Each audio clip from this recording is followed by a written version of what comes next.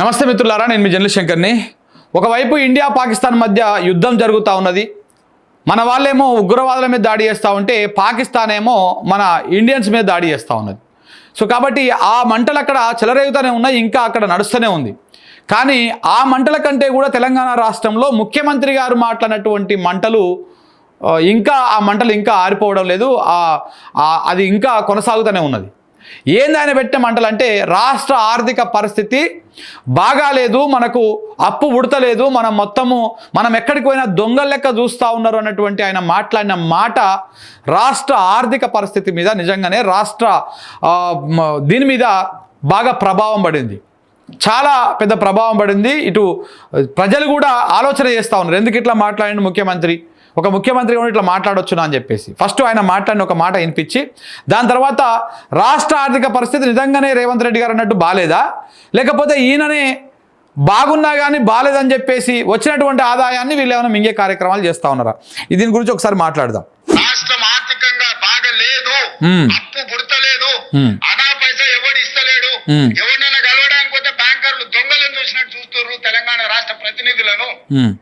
ఎవడు ఢిల్లీకి పోతే అపాయింట్మెంట్ కూడా ఇస్తలేడు, వీడు వస్తే చెప్పులు కూడా ఎత్తుకుపోతాడేమో అన్నట్టుగా ఇట్లా మాట్లాడి తెలంగాణ పరువుని దేశవ్యాప్తంగా మన పరువుని తీసేస్తే ఇక కొంతమంది మిత్రులు నాకు కొన్ని డీటెయిల్స్, కొన్ని లెక్కలు అవి పంపించారు. నిజంగానే తెలంగాణ పరిస్థితి ఎట్లా ఉన్నదన్నా, మరి నిజంగానే బాగుందా బాలేదా, ఏ రకంగా ఉన్నది ఆర్థిక పరిస్థితి అని చెప్పేసి లెక్కలు తీసి పంపిస్తే, నిజంగా కూడా మరి ముఖ్యమంత్రి గారు చదువుకుంటలేరా, లేకపోతే ఈ విషయాలు తెలుస్తున్నాయా తెలుస్తలేవా, తెలిసే ఇలా మాట్లాడుతూ ఉన్నారా? తన రాష్ట్రాన్ని పాలిస్తున్నటువంటి నాయకుడిగా ఉండి రాష్ట్రాన్ని ఆర్థికంగా బాలేదని దాన్ని పరువు తీస్తే అది మన మీద ఎఫెక్ట్ పడుతుంది, రాష్ట్ర అభివృద్ధి మీద ఎఫెక్ట్ పడుతున్నటువంటి సోయి లేకుండా, ఇంగితం లేకుండా మాట్లాడుతూ ఉన్నారా? ఇవన్నీ కూడా కొంత బాధ కలిగించి మళ్ళొకసారి ఇలాంటి ఈ వీడియోని ఒకటి రికార్డ్ చేయడం జరుగుతుంది మిత్రులారా. అసలు వాస్తవాలు ఒకసారి మాట్లాడుకుందాం, నిజంగా రాష్ట్ర ఆర్థిక పరిస్థితి ఎట్లా ఉన్నదో. మార్చి 2023లో ఆర్బీఐ ఒక నివేదిక ఇచ్చింది, ఏ రాష్ట్రానికి ఎంత అప్పు ఉన్నది, ఏంది కథ అని చెప్పేసి ఆ నివేదిక ఇచ్చింది. ఆ నివేదికలో తెలంగాణ రాష్ట్రానికి ఉన్నటువంటి అప్పు కేవలము 3.5 లక్షల కోట్లే. ఇదే విషయాన్ని మొన్న పార్లమెంట్లో కూడా కేంద్ర ప్రభుత్వం కూడా ప్రకటించింది, ఈ విషయం మనకు తెలిసింది. అయితే దీంతో పాటు ద ఇండియన్ ఇండెక్స్ అనేటువంటి మరొక నివేదిక కూడా ఇచ్చింది. ఆ నివేదికలో దేశంలో టాప్ 10 అత్యధికంగా రుణాలు ఉన్నటువంటి టాప్ 10 రాష్ట్రాలను కూడా ఆ నివేదికలో పొందుపరిచారు. అసలు ఆ టాప్ 10ల లాస్ట్ నుంచి మొదట్లో కూడా మన రాష్ట్రం లేదు. లాస్ట్ నుంచి అంటే 10 ఉంటాయి కదా, ఆ టాప్ 10ల లాస్ట్ నుంచి చివరిలో కూడా ఫస్ట్లో కూడా మన రాష్ట్రము పేరు లేదు. అందులో ఉన్నటువంటి రాష్ట్రాల పేర్లు, దానికి ఉన్నటువంటి అప్పులు ఒకసారి చూద్దాం. తమిళనాడు వచ్చేసి 8,30,000 కోట్ల రూపాయల అప్పు ఉన్నది. ఏది ఈ టాప్ 10 అప్పులు అత్యధికంగా ఉన్నటువంటి టాప్ 10 రాష్ట్రాలల్లో మొదటి స్థానంలో తమిళనాడు ఉన్నది 8,30,000 కోట్లతోటి. ఉత్తరప్రదేశ్ 7.7 లక్షల కోట్లతోటి ఉత్తరప్రదేశ్ సెకండ్ ప్లేస్లో ఉన్నది. మహారాష్ట్ర 7.2 లక్షల కోట్లతోటి మహారాష్ట్ర 3వ ప్లేస్లో ఉన్నది.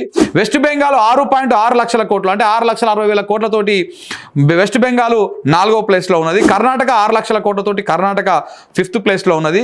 రాజస్థాన్ 5.6 లక్షల కోట్లతోటి రాజస్థాన్ 6వ ప్లేస్లో ఉన్నది. ఆంధ్రప్రదేశ్ 4.9 లక్షల కోట్లతోటి 7వ స్థానంలో ఉన్నది. గుజరాత్ వచ్చేసి 4.7 లక్షల కోట్లతోటి గుజరాత్ 8వ స్థానంలో ఉన్నది. కేరళ 4.3 లక్షల కోట్లతోటి కేరళ 9వ స్థానంలో ఉన్నది. మధ్యప్రదేశ్ 4.2 లక్షల కోట్లతోటి 10వ స్థానంలో ఉన్నది. ఈ టాప్ 10 స్టేట్స్లలో తెలంగాణ రాష్ట్రమే లేదు. మరి ఎట్లా దివాలా తీసినట్టు, ఏ రకంగా దివాలా తీసినట్టు, ఏ లెక్క ప్రకారం దివాలా తీసినట్టు ముఖ్యమంత్రి గారు చెప్పాలి. రాష్ట్ర ఆర్థిక పరిస్థితి బాగున్నా కానీ మీరు బాగలేదని చెప్పడం వెనకాల ఉన్నటువంటి మతలబ్ ఏంది అంటే, రాష్ట్రానికి రావాల్సినటువంటి ఆదాయం కానీ పుట్టాల్సినటువంటి అప్పు కానీ అన్నీ బరాబర్ పుడుతున్నాయి, బరాబర్ వస్తున్నాయి, కానీ మీరు ఆ పైసల్ని మింగేస్తున్నారు అని చెప్పేసి మీ మాటలతోనే అర్థమైపోతూ ఉన్నది. అసలు టాప్ 10లో మన స్టేటే లేకపోతే మీరే రాష్ట్రానికి 7 లక్షల కోట్ల అప్పు ఉంది, 10 లక్షల కోట్ల అప్పు ఉంది, 6 లక్షల కోట్ల అప్పు ఉంది అని చెప్పేసి మీరే డంక బజాయిస్తూ ఉంటే ఇంకా రాష్ట్రము ఏ రకంగా అభివృద్ధి అవుతుంది? ఈ రాష్ట్రాన్ని నమ్మి ఏ పారిశ్రామికవేత్త వచ్చి ఇక్కడ పెట్టుబడులు పెట్టాడు కదా. ఇంత పేలవంగా రాష్ట్రాన్ని నడపలేను, మీకు జీతాలు ఇవ్వలేను, మీరు కోరుతున్నటువంటి కోరికలు ఇవ్వలేను, నేను మీకు పింఛన్ ఇవ్వలేను అన్నటువంటి విధంగా మీరు రాష్ట్ర ముఖ్యమంత్రిగా ఉండి మాట్లాడితే మరి దీని అర్థం ఏంటిది? వచ్చినటువంటి నివేదికలేమో అసలు రాష్ట్రం మంచిగానే ఉన్నది, రాష్ట్ర ఆర్థిక పరిస్థితికి ఏమి ఇబ్బంది లేదనే నివేదికలు చెప్తా ఉన్నాయి. కాగ్ రిపోర్ట్ అదే చెప్తా ఉన్నది, ఆర్బీఐ నివేదిక అదే చెప్తా ఉన్నది, ఇండియన్ ఇండెక్స్ అదే చెప్తా ఉన్నది. ఇట్లా అన్ని రకాలుగా నివేదికలన్నేమో రాష్ట్ర ఆర్థిక పరిస్థితి బాగుందంటాయి, మీరేమో బాగాలేదంటారు. ఇంకొకటి ఇదే కాదు, మీ లెక్క ఏ రాష్ట్ర ముఖ్యమంత్రి అయినా మాట్లాడుతున్నారా? ఇప్పుడు ఇన్ని అప్పున రాష్ట్రాలు చెప్పినా ఏ రాష్ట్ర ముఖ్యమంత్రి అయినా 9 లక్షలు అటు ఇటుగా 9 లక్షలు 8 నుంచి 9 లక్షల కోట్ల అప్పున్నటువంటి తమిళనాడు ఎనడన్నా మా రాష్ట్రం మొత్తం ఆగమైపోయింది, మేమందరం అప్లపాలైనము, అడక తినే స్థితిలో ఉన్నాము, మాకేడు అప్పు పుడతలేదని చెప్పేసి ఎనడన్నా తమిళనాడు ముఖ్యమంత్రి కానీ ఇప్పుడున్నటువంటి స్టాలిన్ కానీ ఎవరైనా ఎప్పుడైనా ఏ ముఖ్యమంత్రి అయినా మాట్లాడంగా చూసిరా మీరు? కానీ మరి మీరెందుకు మాట్లాడుతూ ఉన్నారు? దాని వెనుక ఉన్నటువంటి కోణం ఏంటిది అర్థం చేసుకోవాలి. ఇంకొకటి 7 లక్షల కోట్లటువంటి యూపీ ముఖ్యమంత్రి యోగి ఆదిత్యనాథ్ మాట్లాడుతూ ఉన్నాడా? మరొక 7 లక్షల కోట్ల అప్పున్నటువంటి మహారాష్ట్ర ముఖ్యమంత్రి దేవేంద్ర ఫడ్నవీస్ మాట్లాడుతున్నాడా? 6.5 లక్షల కోట్ల అప్పున్నటువంటి వెస్ట్ బెంగాల్ ముఖ్యమంత్రి మమతా బెనర్జీ ఇట్లా ఏమైనా మాట్లాడుతున్నదా? మొత్తం మేము అప్లపాలైపోయినాము, ఆగమైపోయినామని. 6 లక్షల కోట్లటువంటి మీ ప్రభుత్వమే కదా, మీ పార్టీ ప్రభుత్వమే కదా. కర్ణాటక ముఖ్యమంత్రి ఏమైనా మాట్లాడుతూ ఉన్నాడా? ఇట్లా 5.5 లక్షల కోట్లటువంటి రాజస్థాన్ ముఖ్యమంత్రి ఎవరైనా మాట్లాడారా? ఇట్లా పోనీ ఇప్పుడు గుజరాత్ ఉన్నది కదా, గుజరాత్ కూడా దగ్గర 4.5 లక్షల కోట్ల అప్పు ఉన్నది. వాళ్ళు ఏమైనా మాట్లాడతారా మేము మొత్తం దివాలా తీసినాము, మాకు అప్పే ఉడతలేదని చెప్పేసి? మరి ఎందుకు మీరు మాట్లాడుతూ ఉన్నారు? దేనికోసం మాట్లాడుతూ ఉన్నారు? ఇక్కడ ఎవరిని బదనాం చేయడం కోసము, ఎవరి పరపతి తగ్గించడం కోసము? 100% ఇక్కడ తెలంగాణ రాష్ట్రం ఆర్థిక పరిస్థితి చాలా బాగున్నది, కానీ వీళ్ళు బాలేదని ప్రచారం చేసి వస్తున్నటువంటి ఆదాయాన్ని కానీ తెచ్చుతున్నటువంటి అప్పును కానీ మింగేటువంటి కార్యక్రమం చేస్తున్నట్టుగా ఈ లెక్కలతోటి మరొకసారి స్పష్టమైపోయింది మిత్రులారా. అయినా మనం ఇప్పటికే దీని మీద చాలాసార్లు మాట్లాడినాం, ఓ 4-5 వీడియోలు కూడా రికార్డ్ చేసినాం.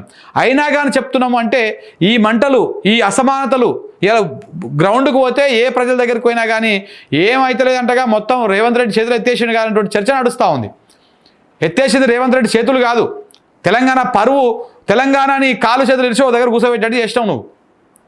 సో కాబట్టి ఈ మాటలు ఎట్టి పరిస్థితుల్లో కూడా కరెక్ట్ కావు. ఇది ఇలా మాట్లాడడము ఒక రాష్ట్రానికే కాదు, ఎవరికి కూడా మంచిది కాదు. మీ పార్టీకి అయితే అసలుకే మంచిది కాదు.